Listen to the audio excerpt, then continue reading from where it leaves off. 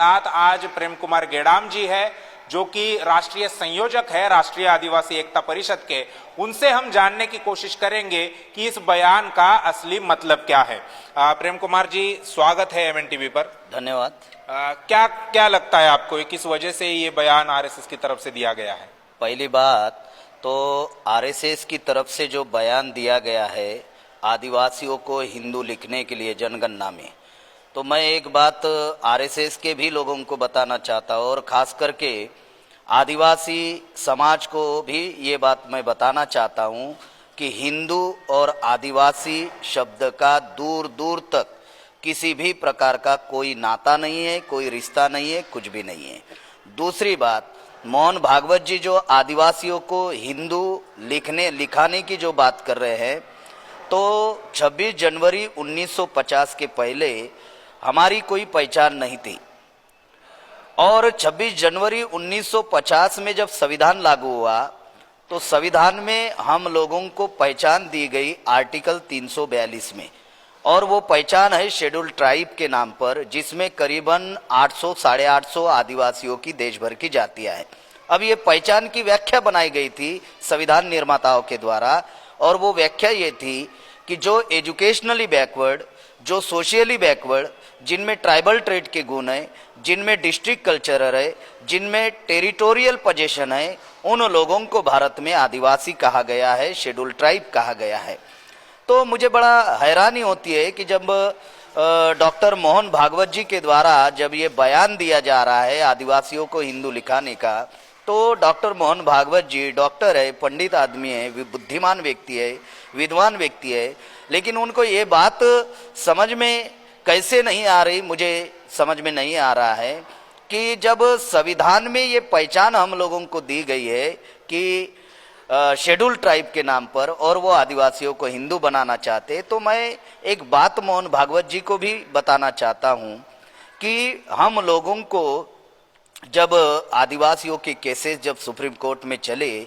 तो 16 जजमेंट है भारत में, सुप्रीम कोर्ट और हाई कोर्ट के, और 16 जजमेंट में ये बात कहा गया कि आदिवासी हिंदू नहीं है। तो क्या सुप्रीम कोर्ट से मोहन भागवत बड़े हैं क्या इस देश में? और दूसरी बात, जब सुप्रीम कोर्ट कह रहा है कि आदिवासी हिंदू नहीं है, तो फिर क्या ये बात मोहन भागवत जी को समझ में नहीं आ रही है? लेकिन ये षड्यंत्र पूर्वक आदिवासियों को हिंदू बनाने का कार्यक्रम क्यों किया जा रहा है, ये जानना बहुत जरूरी है।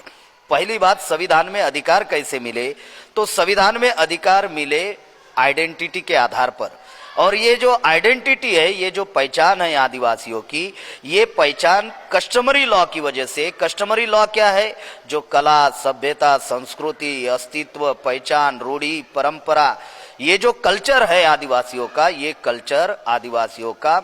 अन्य जातियों से भिन्न है, अलग है, मेल नहीं खाता है, इसलिए ये हमारे कस्टमरी लॉ आदिवासियों के अलग कस्टमरी लॉ है। ये पहचान के आधार पर आदिवासियों को संवैधानिक अधिकार मिले। अब संविधान में अधिकार क्या मिले?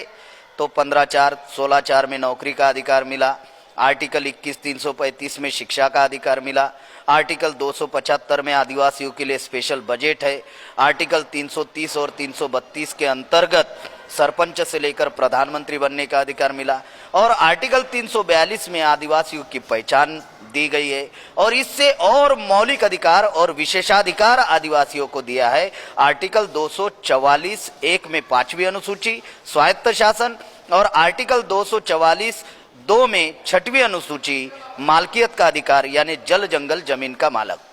अब 5वीं अनुसूची में एक मौलिक बात लिखी हुई है, धारा 5(2) में, कि आदिवासियों की जमीन गैर आदिवासी नहीं खरीद सकता। जब आदिवासियों की जमीन गैर आदिवासी खरीद ही नहीं सकता, तो फिर आरएसएस के लोगों ने प्लान बनाया कि अगर जल जंगल जमीन आदिवासियों से छीनना है, क्योंकि 89 प्रकार के धातु है उस जमीन के अंदर, और संविधान कह रहा है उसका मालक आदिवासी है, अगर वो छीनना है तो फिर आदिवासियों को गैर आदिवासी बनाना पड़ेगा, और गैर आदिवासी बनाने के लिए उनकी पहचान खत्म करनी पड़ेगी, और पहचान खत्म करने के लिए ये हिंदू शब्द का प्रयोग किया जा रहा है, और आदिवासियों को हिंदू लिखने के लिए वो लोग मजबूर कर रहे हैं। तो मेरी यही विनती है तमाम भारत के आदिवासी भाइयों को कि वो जो अभी 1 अप्रैल 2020 से जो एनपीआर यानी नेशनल पॉपुलेशन ऑफ रजिस्टर्ड यानी जनगणना जो शुरू होने जा रही है, तो मैं तमाम आदिवासियों से ये अपील करता हूं कि वे हिंदू ना लिखे। अगर आप लोगों ने हिंदू लिखा तो निश्चित रूप से पहचान समाप्त हो जाएगी। पहचान अगर समाप्त हुई तो संवैधानिक अधिकार समाप्त हो जाएंगे, और संवैधानिक अधिकार अगर समाप्त हो गए तो फिर reservation in promotion, reservation in education, reservation in service, reservation in politics, शिक्षा का अधिकार, नौकरी का अधिकार, आरक्षण, ये सारे मूलभूत जो अधिकार है, ये सारे मूलभूत अधिकार समाप्त हो जाएंगे अगर हिंदू शब्द लिखने से। ये सारा सत्यानाश होने वाला है। इसीलिए एनपीआर में बहुत सारे अधिकारी आदिवासी लोगों के घर में जा सकते हैं, तो उनको भी ये बात आदिवासी भाइयों ने समझानी है कि हमारा धर्म हिंदू ना लिखे। ये संवैधानिक अधिकार इससे खत्म हो जाएंगे। और एक बात मैं आदिवासी भाइयों को बताना चाहता हूं कि बहुजन क्रांति मोर्चा ये जो एक मंच बनाया गया है इस देश में लाखों संगठनों को इकट्ठा करने के लिए, और उसके राष्ट्रीय संयोजक वामन मेश्राम साहब है, और वामन मेश्राम साहब के द्वारा यह ऐलान किया गया 25 मार्च 2020 को एनपीआर बायकॉट आंदोलन, तो भारत बंद का भी एक और उन्होंने 29 तारीख को भारत बंद का भी आह्वान उन्होंने किया था। तब बड़े पैमाने पर हम आदिवासी लोग उस भारत बंद में शामिल भी थे और सफल भी किए। तो उसी प्रकार से एनपीआर बायकॉट आंदोलन जो 25 मार्च 2020 से जो 25 मार्च को भी भारत बंद का एक उन्होंने अभी ऐलान किया। हाँ, तो 25 मार्च को जो भारत बंद है और 25 मार्च को ही जो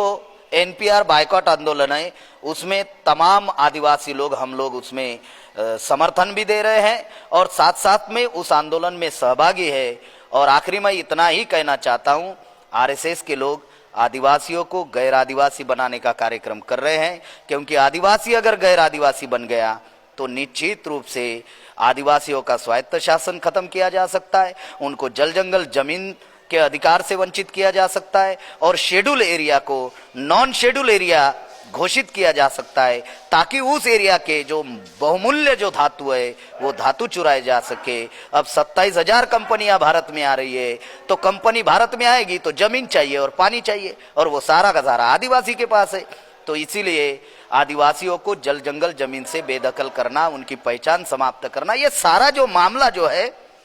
ये पहचान से जुड़ा हुआ है। पहचान बचेगी, बरकरार रहेगी, तो अधिकार बचेंगे, बरकरार रहेंगे। जैसे 13 फरवरी को सुप्रीम कोर्ट ने 13 फरवरी 2019 को सुप्रीम कोर्ट ने जजमेंट दिया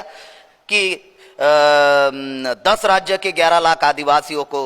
वो जंगल खाली यानी उनकी जल जंगल जमीन खाली करने का जो आदेश दिया गया है, तो अगर इतना बड़ा षड्यंत्र इस देश में अगर हो रहा है, तो ये मोहन भागवत जी का बयान, अभी जो एनआरसी, सीए और एनपीआर जो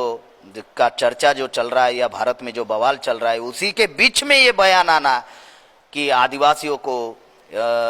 हिंदू लिखने के संदर्भ में, तो ये आदिवासियों की पहचान समाप्त करने का कार्यक्रम है, अधिकार समाप्त करने का कार्यक्रम है, अस्तित्व समाप्त करने का कार्यक्रम है। अगर ये सतत समाप्त अगर हो गए तो प्रमुख 2 चीजें होने वाली है। एक तो आदिवासियों को वोट के अधिकार से वंचित किया जाएगा, और दूसरा आदिवासियों को डिटेंशन कैंप में ढकेला जाएगा। तो इससे बहुत बड़ा खतरा आने की संभावना हम आदिवासियों के ऊपर है। तो इस संदर्भ में हम लोग पूरे देश भर में जागृति और जनजागरण का भी कार्यक्रम हम लोग करने वाले हैं, और साथ साथ में आदिवासी भाइयों से मैं ये अपील भी कर रहा हूं कि जो भी एनपीआर 1 अप्रैल से शुरू हो रहा है, उसमें गलती से भी हिंदू शब्द नहीं लिखना है, किसी भी प्रकार से नहीं लिखना है, क्योंकि हिंदू के नाम पर संविधान में किसी भी प्रकार की कोई आर्टिकल नहीं है जिससे हमें संवैधानिक अधिकार मिल रहे। हमें संवैधानिक अधिकार केवल और केवल मात्र हमारे पहचान के आधार पर मिल रहे हैं, और वो पहचान है हमारी आदिवासी, जिसको संवैधानिक शब्द में कहा गया है शेड्यूल ट्राइब। तो इसको हमें बरकरार रखना है, और एनपीआर बायकॉट आंदोलन में ज्यादा से ज्यादा संख्या में हम लोगों को शामिल होना है। धन्यवाद। शुक्रिया प्रेम कुमार जी हमसे बात करने के लिए। समाज की महत्वपूर्ण घटनाओं की जानकारी के लिए MN टीवी को सब्सक्राइब करें और साथ ही साथ बेल आइकन को दबाएं ताकि आपको हर महत्वपूर्ण जानकारी मिलती रहे।